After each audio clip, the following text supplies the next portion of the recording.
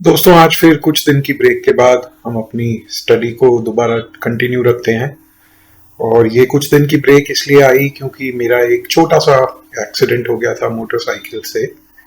ज़्यादा चोट नहीं आई, हड्डी वगैरह नहीं टूटी, लेकिन स्क्रैचेस आ गए नीज पे और एल्बोज पे।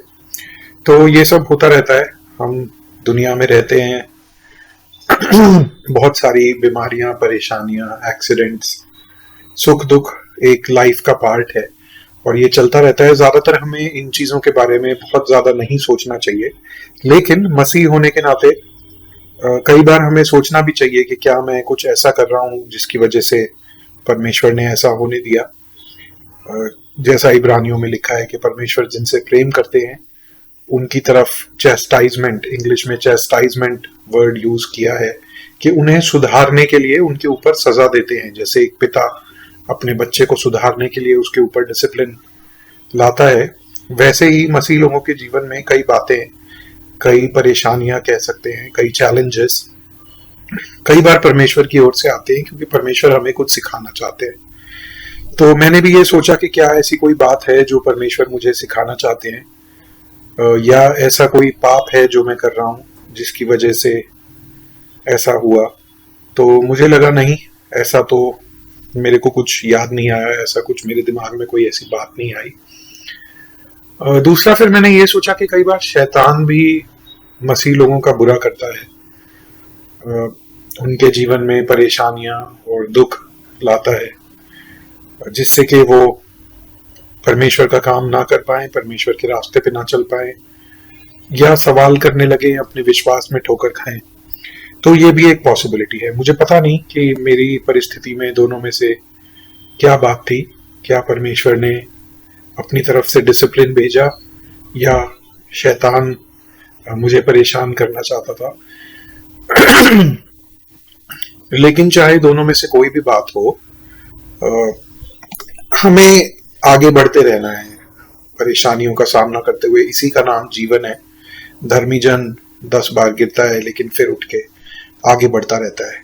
तो आइए हम अपनी स्टडी कंटिन्यू रखते हैं। और हमने पिछली बार प्रेरितों के काम उसका 6वां अध्याय देखा था कि किस तरह 7 लोगों को प्रेरितों ने चुना कि जो विधवाएं हैं, जो राशन का बांटना है, उन सब चीजों में प्रेरितों ने कहा कि हम सिर्फ वचन और प्रार्थना में लगे रहना चाहते हैं। तुम 7 लोग चुनो जो कि एडमिनिस्ट्रेशन को देख लें। तो उन लोगों में से एक स्टीफन था और स्टीफन एक जगह पे वाद विवाद कर रहा था लोगों से। तो उन्होंने स्टीफन के ऊपर झूठा आरोप लगा दिया, ईश्वर निंदा का, और उसे काउंसिल के पास या महायाजक के सामने लेके आए और वहां से फिर 7वां अध्याय शुरू होता है। तो हम देखेंगे स्टीफन ने क्या कहा उन लोगों के सामने, अपनी गवाही दी या सुसमाचार किस तरह से स्टीफन ने सुनाया। तो यहाँ पे इस तरह से लिखा है, तब महायाजक ने कहा, क्या ये बातें सत्य है कि तूने ईश्वर निंदा की है, मूसा की निंदा की है, व्यवस्था की निंदा की है? उसने कहा, हे भाइयों और पिताओं सुनो। अब देखिए, स्टीफन उन लोगों को भाइयों और पिताओं कह रहा है, भाई और पिता कह रहा है, लेकिन इन लोगों ने स्टीफन को पत्थर मार मार कर, अंत में हम पढ़ेंगे, जान से मार दिया। देखिए, स्टीफन का ये जो बोलता है, स्टीफन ये बोलने का हम देखेंगे उसका मकसद ये नहीं था कि अपना बचाव प्रस्तुत करना, पर उसका मकसद ये था कि प्रभु यीशु मसीह के लिए, जिसे हम अपोलोजेटिक्स कहते हैं ना, प्रभु यीशु मसीह के लिए एक गवाही प्रस्तुत करनी जो कि सच्चाई थी, जो स्टीफन ने जानी थी। और वो उन लोगों को जो सुन रहे थे उन्हें अपना भाई और अपना पिता कहता है, लेकिन वो लोग इस बात को नहीं समझ पाते। यहाँ पे समझने वाली बात यह है कि कई बार हम सोचते हैं कि अगर हम सही प्रचार करेंगे तो बहुत अच्छा रिजल्ट आएगा, लेकिन वचन में हमें दिखता है कि सच्चा प्रचार करने के बाद भी कई बार लोगों का जो रिएक्शन है, लोगों की जो प्रतिक्रिया है, वो बिल्कुल विपरीत होती है, हमारी समझ से बिल्कुल परे होती है उनका रिएक्शन। तो स्टीफन कहता है, हमारा पिता इब्राहिम हरान में बसने से पहले जब मेसोपोटामिया में था तो तेजोमय परमेश्वर ने उसे दर्शन दिया। तो ये यहूदियों से बात कर रहा है, इसीलिए उन्हें यहूदियों में भाई और पिता कहता है। और उससे कहा, परमेश्वर ने इब्राहिम को दर्शन दिया और उससे कहा, तू अपने देश और अपने कुटुंब से निकलकर उस देश में चला जा जिसे मैं तुझे दिखाऊंगा। तब वह कसदियों के देश से निकलकर हरान में जा बसा और उसके पिता की मृत्यु के बाद परमेश्वर ने उसका वहां से इस देश में लाकर उसको वहां से इस देश में लाकर बसाया जिसमें तुम अब बसते हो। तो ये प्रॉमिस्ड लैंड है जो परमेश्वर ने इब्राहिम को बोला था। और परमेश्वर ने उसको कुछ विरासत न दी, वरन पैर रखने भर की भी उसमें जगह न दी। यद्यपि उस समय उसके कोई पुत्र भी न था, फिर भी प्रतिज्ञा की, मैं यह देश तेरे और तेरे बाद तेरे वंश के हाथ कर दूंगा। ये परमेश्वर ने प्रतिज्ञा की इब्राहिम से। और परमेश्वर ने कहा, ये तेरी संतान के लोग पराए देश में परदेशी होंगे और वे उन्हें दास बनाएंगे और 400 वर्ष तक दुख देंगे। फिर परमेश्वर ने कहा, जिस जाति के वे दास होंगे उसको मैं दंड दूंगा। तो ये मिस्र देश की बात हो रही है जो निर्गमन की पुस्तक में पूरा बताया गया है। और इसके बाद वे निकलकर इसी जगह मेरी सेवा करेंगे। और उसने उससे खतने की वाचा बांधी, सर्कमसिशन की जो वाचा थी वो परमेश्वर ने इब्राहिम को दी। और इसी दशा में इसहाक उससे उत्पन्न हुआ और 8वें दिन उसका खतना किया गया। और इसहाक से याकूब और याकूब के 12 कुलपति उत्पन्न हुए जो कि इजराइल के 12 गोत्र थे। और कुलपतियों ने यूसुफ से ईर्ष्या करके उसे मिस्र देश जाने वालों के हाथ बेच दिया, परंतु परमेश्वर उसके साथ था और उसे उसके सब कलेशों से छुड़ाकर मिस्र के राजा फिरौन के आगे अनुग्रह और बुद्धि दी। उसने उसे मिस्र पर और अपने सारे घर पर राज्यपाल ठहराया यूसुफ को। तब मिस्र और कनान के सारे देश में अकाल पड़ा, जिससे भारी कलेश हुआ और हमारे पूर्वजों को अन्न नहीं मिलता था। परंतु याकूब ने यह सुनकर कि मिस्र में अनाज है, हमारे पूर्वजों को पहली बार भेजा। और दूसरी बार यूसुफ अपने भाइयों पर प्रकट हो गया और यूसुफ की जाति फिरौन को मालूम हुई। तो ये पुरानी ओल्ड टेस्टामेंट की पूरी स्टोरी स्टीफन इन्हें शॉर्ट में बता रहा है। तब यूसुफ ने अपने पिता याकूब और अपने सारे कुटुंब को जो 75 व्यक्ति थे बुला भेजा।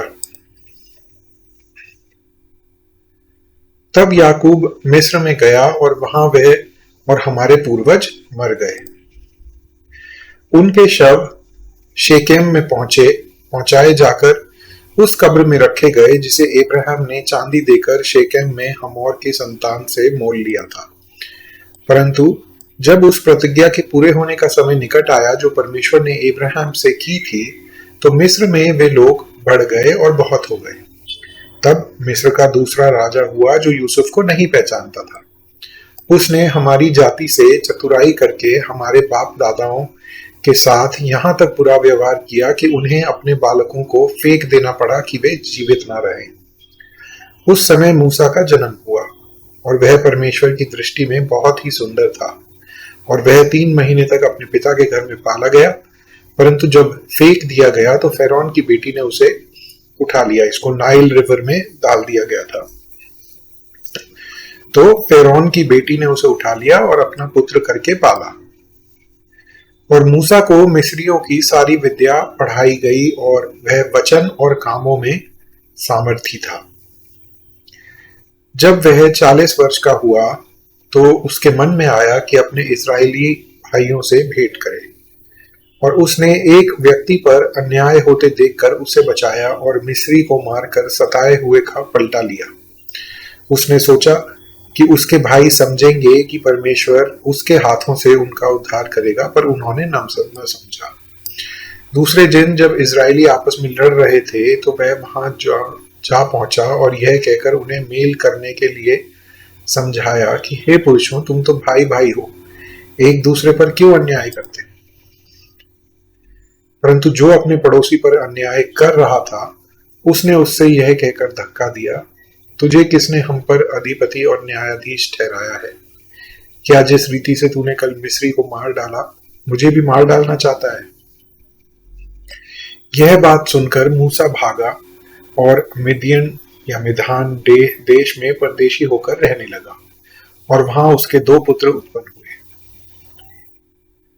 जब पूरे 40 वर्ष बीत गए तो एक स्वर्गदूत ने साइनाई पहाड़ के जंगल में उसे जलती हुई झाड़ी की ज्वाला में दर्शन दिया। वे स्वर्गदूत नहीं, परमेश्वर खुद थे। मूसा ने उस दर्शन को देखकर अचंभा किया, और जब देखने के लिए पास गया तो प्रभु की यह वाणी सुनाई दी, मैं तेरे पूर्वज इब्राहिम का परमेश्वर, इसहाक का परमेश्वर और याकूब का परमेश्वर हूँ। तब तो मूसा कांप उठा, यहां तक कि उसे देखने का साहस न रहा। ये देखिए, जब भी किसी को परमेश्वर या स्वर्गदूत नजर आते थे ना, उनका विजन मिलता था, तो ये लोगों का रिएक्शन यही होता था कि वो जमीन पे मुंह के बल गिर जाते थे, वो इतने ज्यादा डर जाते थे। लेकिन आजकल बहुत सारे लोग ऐसे हैं जो ये कहते हैं कि मुझे ये दिखा वो दिखा, लेकिन उनके मन में रेवरेंस नहीं होती। तो ये एक सोचने वाली बात है कि जब आपको परमेश्वर का या स्वर्गदूत का दर्शन होगा तो आपके मन में रेवरेंस आएगी, आपके मन में वो रेवरेंशियल फियर आएगा, लेकिन लोगों के अंदर वो हमें नहीं दिखाई देता। 33। तब प्रभु ने उससे कहा, अपने पांवों से जूती उतार ले, क्योंकि जिस जगह तू खड़ा है वह पवित्र भूमि है। मैंने सचमुच अपने लोगों की दुर्दशा जो मिस्र में है देखी है, और उनकी आहें और उनका रोना सुन लिया है। देखिए, आज भी परमेश्वर अपने लोगों की आहें और उनका रोना देखते हैं, इसलिए उन्हें छुड़ाने के लिए उतरा हूं। अब आ, मैं तुझे मिस्र में भेजूंगा। देखिए, परमेश्वर उन्हें छुड़ाने के लिए उतरे थे, लेकिन परमेश्वर का काम लोगों के द्वारा ही होता है ना। तो परमेश्वर ने मूसा को चुना। परमेश्वर चाहते तो खुद भी जाके उन लोगों को छुड़ा सकते थे, लेकिन परमेश्वर ने अपनी योजना के अनुसार मूसा को तैयार किया, उसे भेजा अपने लोगों को छुड़ाने के लिए। और परमेश्वर ने बोला कि मैं तुझे मिस्र भेजूंगा।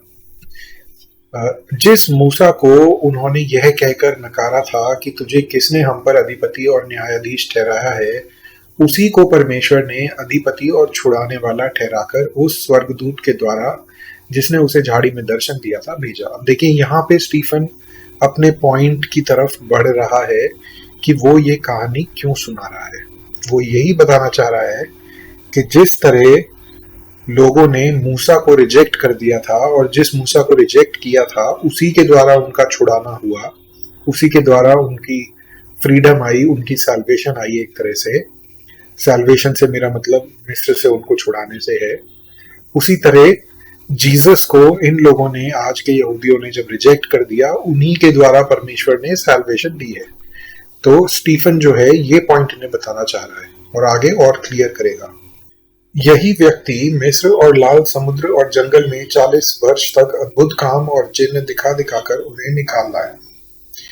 यह वही मूसा है जिसने इजरायलियों से कहा, परमेश्वर तुम्हारे भाइयों में से तुम्हारे लिए मेरे जैसा एक भविष्यवक्ता उठाएगा। देखिए, इन लोगों ने स्टीफन को मूसा और व्यवस्था की निंदा करने का आरोप स्टीफन के ऊपर लगाया था, लेकिन स्टीफन यहाँ पे क्लियर कर देता है कि वो मूसा की रिस्पेक्ट करता है।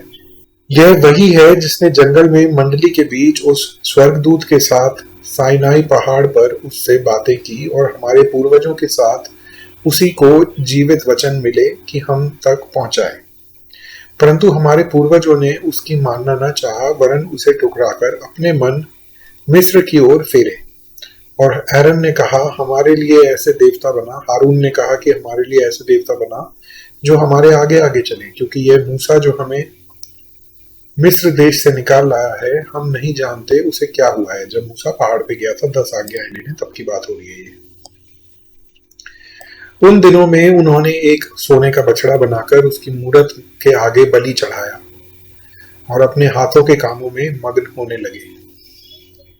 अतः परमेश्वर ने मुंह मोड़कर उन्हें छोड़ दिया कि आकाश जन पूजें, तारों की, सूरज की, चंद्रमा की, इन सब चीजों की पूजा करें, जैसे भविष्यवक्ताओं की पुस्तक में लिखा है। हे इज़राइल के घराने, क्या तुम जंगल में 40 वर्ष तक पशु बलि और अन्न बलि मुझे ही को चढ़ाते रहे? और तुम मोलेक के तंबू और रिफान देवता के तारे को लिए फिरते थे, अर्थात उन मूर्तियों को जिन्हें तुमने दंडवत करने के लिए बनाया था। अतः मैं तुम्हें बाबेल के परे ले जाकर बसाऊंगा। बैबिलोनियन कैप्टिविटी की प्रोफेसी यहाँ पे हो रही है शायद। साक्षी का तंबू जंगल में हमारे पूर्वजों के बीच में था, जैसा उसने ठहराया, जिसने मूसा से कहा, जो आकर तूने देखा है उसके अनुसार इसे बना। उसी तंबू को हमारे पूर्वजों ने पूर्व काल से पाकर यहोशू के साथ यहाँ ले आए, जिस समय कि उन्होंने उन अन्य जातियों पर अधिकार पाया जिन्हें परमेश्वर ने हमारे पूर्वजों के सामने से निकाल दिया, और वह दाऊद के समय तक रहा। उस पर परमेश्वर ने अनुग्रह किया, अतः उसने विनती की कि वह याकूब के परमेश्वर के लिए निवास स्थान बनाए, परंतु सुलेमान ने उसके लिए घर बनाया। टेंपल की बात हो रही है। परंतु परम प्रधान हाथ के बनाए घरों में नहीं रहता, जैसा कि भविष्यवक्ता ने कहा। प्रभु कहता है, स्वर्ग मेरा सिंहासन और पृथ्वी मेरे पांवों तले की चौकी है। मेरे लिए तुम किस प्रकार का घर बनाओगे और मेरे विश्राम का कौन सा स्थान होगा?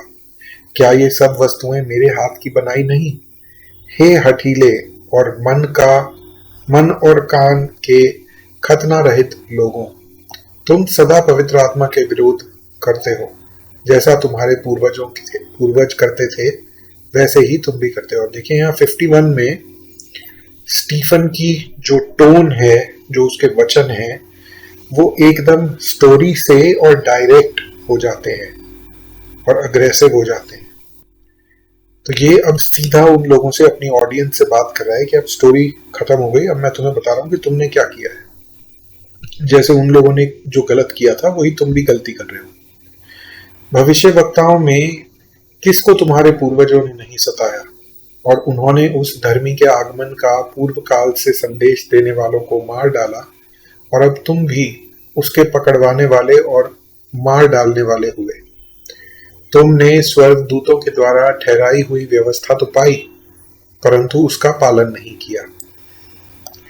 ये बातें सुनकर वे क्रोधित हुए और उस पर दांत पीसने लगे।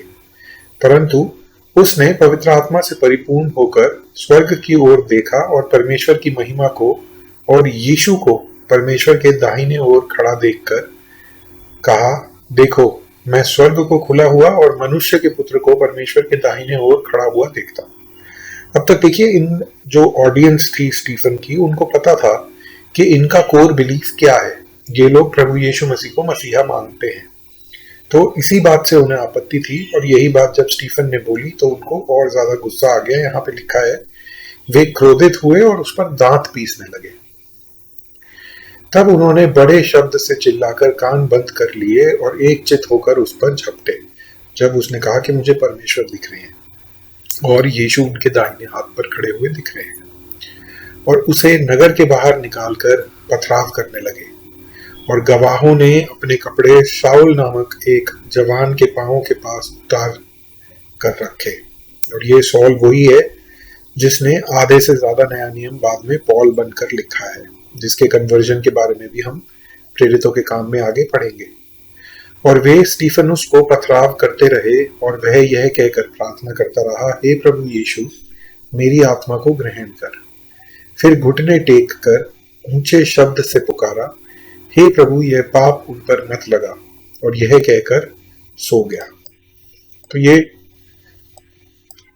स्टीफन की पूरी, जो स्टीफन ने बोला वो पूरा था। और स्टीफन के साथ क्या हुआ, ऐसा ट्रेडिशन मानता है कि Stephen was a young believer. वो काफी उम्र में ज्यादा नहीं था, शायद अर्ली 20s में या लेट टीन्स में रहा होगा।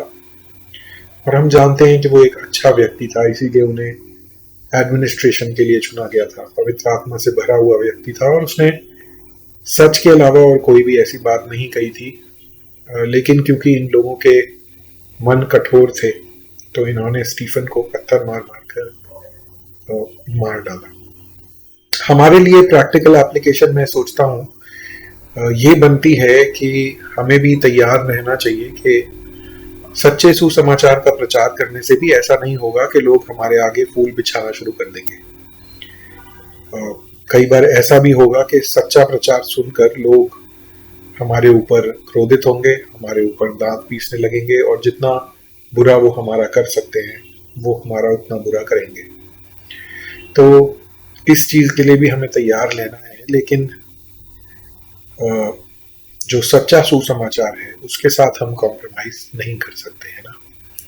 तो आइए इसी चीज के लिए प्रार्थना करते हुए हम आज का भी मैसेज एंड करते हैं। पिता परमेश्वर, मैं धन्यवाद करता हूँ कि एक बार फिर प्रभु आपने मौका दिया कि आपके वचन को मैं सबके लिए पढ़ सका, और प्रभु आपके वचन में से जो भी बातें हम देखते हैं वो बातें हमें, उन बातों से आप हमें क्या सिखाना चाहते हैं, इन बातों को हम समझने वाले हो सकें प्रभु, उन बातों को अपने जीवन में मानने वाले हो सकें।